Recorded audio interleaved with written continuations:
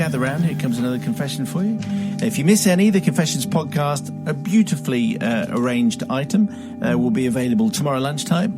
There's one fewer this week, obviously, because of the bank holiday, but it's still a very smart package. Plus, there's a very good Confessions from the Crypt. So if you want to get that, you can get it from the Radio 2 website, or you can go to your favourite podcast platform, and it's all downloadable from there. Tonight's comes from Jade. Thank you, Jade. Now, you were talking about passports yesterday, Joe, and I think it's... yeah. About trying... If you lost it, I think you needed some space. Yeah, that's it. No, but the thing I hate more than anything is when somebody loses or something and they say, oh, do you know where that thing is? And you go, and you know you do know somewhere, and it's somewhere in the house, but then that person then follows you from every room as you look for it, and it's just a little bit irritating. Yeah. On your shoulder. What you're saying is, back off, Steve. Mr. Wiley. That might be what I'm saying. Okay. So he's on a train now. He'll never hear this. It's fine. Father Simon, Madam Jojo, and the monastic menagerie, which makes you an entire menagerie. Sorry about that. Cheers. Despite holding a relatively senior position in a school, I have at times been known to make a faux pas here or a miscalculation there. It's kind of like an end-of-term confession. All welcome.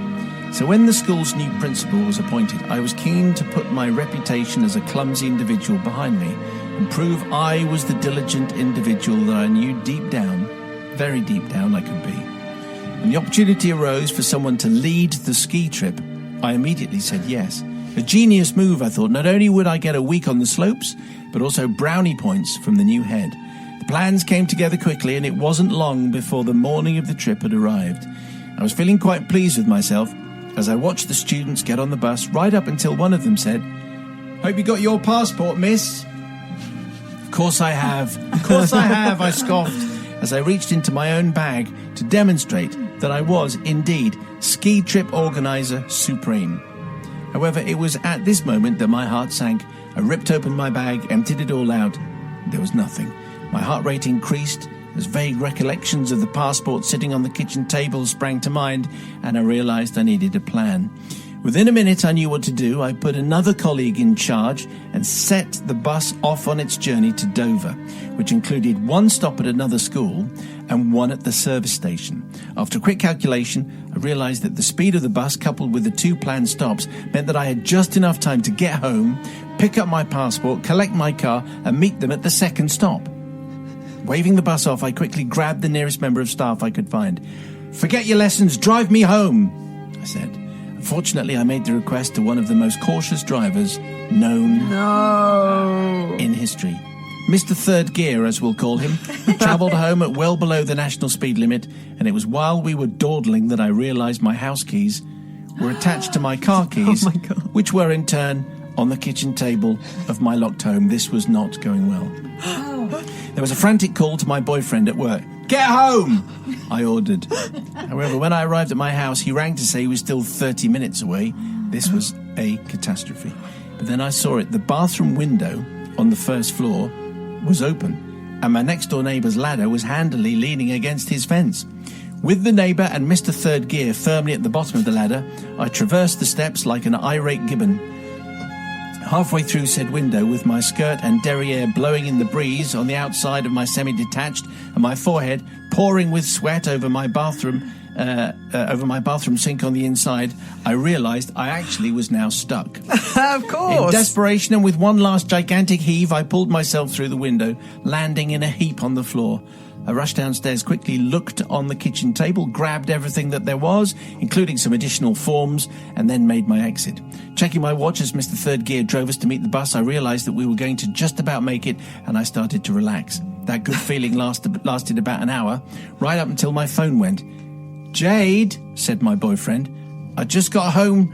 From the look of things, we've either been burgled or you made it home for the passport before me. But if that's the case, why is the passport still here on the table?" No way. I looked in my bag and saw that I had my keys, those forms and the paperwork, and I didn't see a passport. In the rush and excitement of getting into my own house, I'd forgotten the very thing that I'd gone there to get. "Get to the M6, I shouted down the phone to my boyfriend. He was taking a lot of orders. The period it took for my long-suffering other half to reach me at the service station was perhaps the longest time in my life. But an hour after I hung up the phone on him, he arrived, and I grabbed the passport like an Olympic relay runner grabs a baton and set off in the chase of a 56-seater luxury coach. A frantic sprint across the country was on. Simon and Joe and Bobby, I can now start to ask forgiveness from those impacted by my errors. To my students, please forgive me for the worry I caused you as you contemplated the viability of our trip without the correct number of female staff. The waves and cheers as I passed you 10 miles outside of Dover before meeting you at the ferry terminal were incredible. To my neighbour and Mr. Third Gear, I seek forgiveness as you got to see slightly more of me than I ever intended. To my colleagues on the bus who covered for me, I seek forgiveness for the pressure I put you under. Most of all, I want to say sorry to my boyfriend, who for some unknown reason has agreed to be my husband later this year. Oh. Without you and your patience and your car, I wouldn't be where I am today. How about that? So even though he took all those orders and took all those instructions and was shouted at, he's clearly a good kind of guy you've got there, Jane. Anyway, it's the teacher getting everything wrong, leading a school trip, extra pressure, everyone depending on Jade. What do you say, Joe? Completely and utterly forgiven. I mean, this is someone who's trying really, really hard to be an impressive individual. Someone just with so much on their mind, so much to deal with, that they actually forgot the little things that are important, like, you know, passports to travel and all that kind of stuff. But this resonates so much. It's just constantly, when you're trying to do lots and lots of things and you just drop one ball. It's that juggling thing, isn't it? I remember, can I just share with you, going on a trip for Comic Relief with Matt Lucas and David Williams and Ross Kemp, and we did the whole thing of, you know, going to see some dreadful sights, and we spent several days in Ethiopia, and it was an incredible trip. And then leaving the hotel and all arriving at the airport on our journey home, and everyone turning to me and saying, passport, have you got your passport, Joe? And me feeling very much like Jade, just going, oh no! And having to send back the head of Comic Relief to go and get my passport from my drawer, which was in my hotel room. That is what the head of Comic Relief is there for. Yeah, Kevin, yeah. Jade has forgiven me. Jade has forgiven. Bobby, what did you say there? Yeah, it's difficult not to identify with that. It feels like every day is like that for me. I do so many, a million things for everyone else, and then go, oh, this is ridiculous. So I'm with Joe. One thing also is the child that said, "Have you got your passport, miss?" They were missed out of the list, because actually without that person, all that would never have happened, and you wouldn't have got your passport just in time. So I can forgive you, because I think you're a teacher and you deserve 17 medals already.